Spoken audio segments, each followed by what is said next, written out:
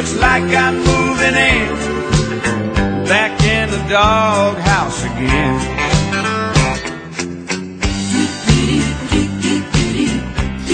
My responsibilities for my Air America job, I sometimes voice advertisements, which means that I read copy promoting the goods or services of companies that pay radio stations or that pay Air America for the promotion. It's what people in talk radio do. One read I used to do was for a company that provides legal forms for a do-it-yourself living will. Now, I also happen to believe that a living will is a good thing to have, so I have absolutely no qualms about having done that read for that ad once upon a time. But in this fight that I hesitate to call a debate about healthcare that we're having as a country right now, getting a living will is being likened to murder or forced suicide or fascism or something. The conspiracy theory that the government promoting living wills, which the government has done for 20 years, is somehow now a secret plot to kill old people, was started, as we have said many times on this show, by a woman named Betsy McCoy. She's a director of a medical device company called Cantel Medical Corp. She's a former director of a biotech company called Genta, and she's a senior fellow at the Hudson Institute, which is a right-wing think tank funded by some of the biggest pharmaceutical firms in the country. The living wills are secretly a plot to kill people myth was started by Betsy McCoy. She advanced it on the pages of Rupert Murdoch's New York Post. She promoted it on right-wing talk radio shows, including one hosted by Fred Thompson, the actor and former presidential candidate. But once that conspiracy theory got its start, it frankly has really been popularized not by people like Betsy McCoy, who nobody's ever heard of, but by Sarah Palin and Newt Gingrich and the influential Republican talk show host Rush Limbaugh. People out of a certain age with certain diseases will be deemed not worth the investment, and they will just, as Obama said, they'll give them some pain pills and let them loop out until they die, and they don't even know what's happened. Now, I've given you some full disclosure about my talk radio career. Here's a little full disclosure about Rush Limbaugh's talk radio career. August is National Make-A-Will Month. Visit nationalwillmonth.com, or better yet, set aside 10 minutes, go to LegalZoom.com and get started. Do it for yourself. Do it for your family. Take control. Now, LegalZoom is not a law firm. It was started by top attorneys to provide self-help services at your specific direction. LegalZoom.com. That's LegalZoom.com. Yeah, talk radio is kind of a small world. Rush Limbaugh and I voice ads for the same company. A company that I think does a relatively good, constructive thing in the world by promoting, among other things, living wills.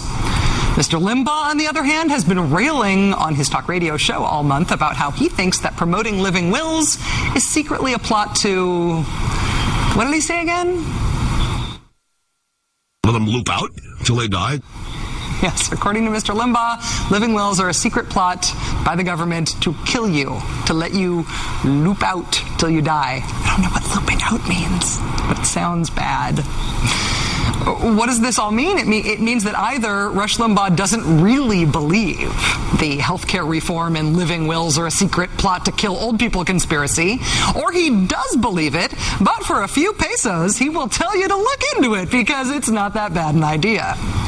You know, and it's not just Mr. Limbaugh. At TrueSlant.com yesterday, intrepid reporter Matt Taibbi brought us the same kind of full disclosure for a conservative you might have heard of called Newt Gingrich.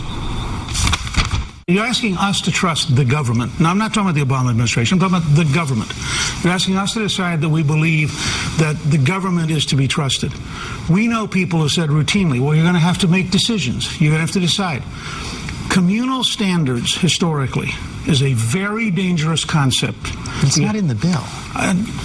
But the bill's 1,000 pages of setting up mechanisms. It sets up 45 different agencies. It has all sorts of panels. You're asking us to trust turning power over to the government when there clearly are people in America who believe in establishing euthanasia, including selective standards. People in the government believe in establishing euthanasia.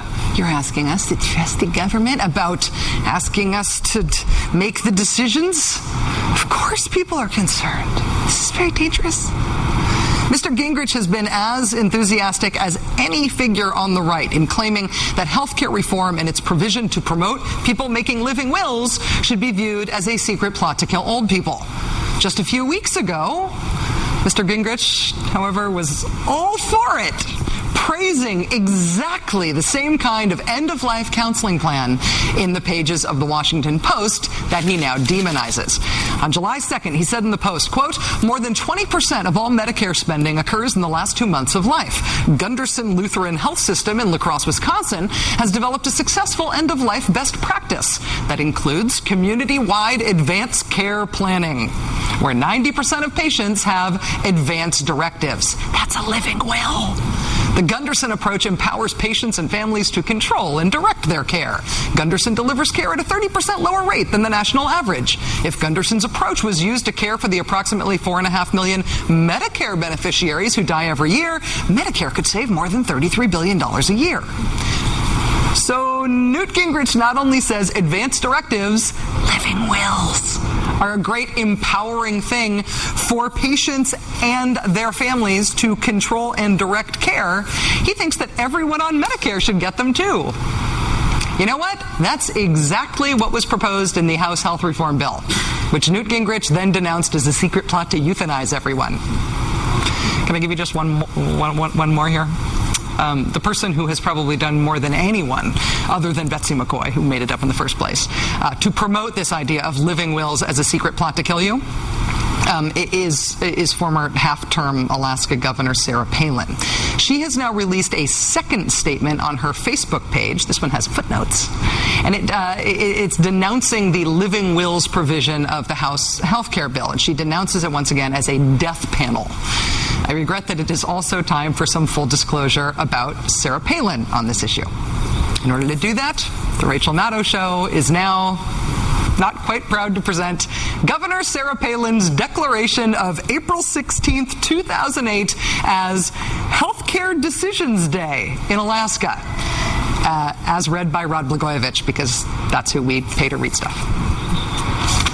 Whereas Healthcare Decisions Day is designed to raise public awareness of the need to plan ahead for healthcare decisions related to end-of-life care and medical decision-making whenever patients are unable to speak for themselves, and to encourage the specific use of advanced directives to communicate these important healthcare decisions. Whereas one of the principal goals of Healthcare Decisions Day is to encourage hospitals, nursing homes, assisted living facilities, continuing care, retirement communities, and hospices to participate in statewide effort to provide clear and consistent information to the public about advanced directives, as well as to encourage medical professionals and lawyers to volunteer their time and efforts to improve public knowledge and increase the number of Alaska citizens with advanced directives. Now, therefore, I, Sarah Palin, Governor of Alaska, do hereby proclaim April 16, 2008 as Healthcare Decision Day in Alaska.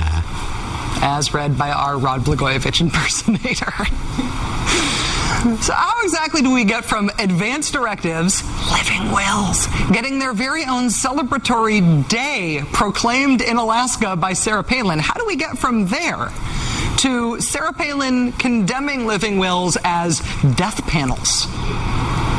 You know, if you or someone that you know is getting on in years, and if you or that person you know, here's someone like Rush Limbaugh or Newt Gingrich or Sarah Whereas Palin telling you or them that healthcare reform includes a plot to kill the elderly in this country, A, don't be afraid.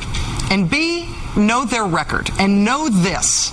Even they don't believe this bullpucky that they are selling you. Even they don't believe it.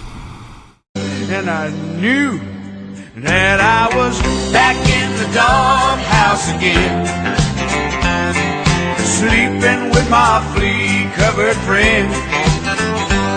Oh, move it over, over, looks like I'm moving in, back in the doghouse again.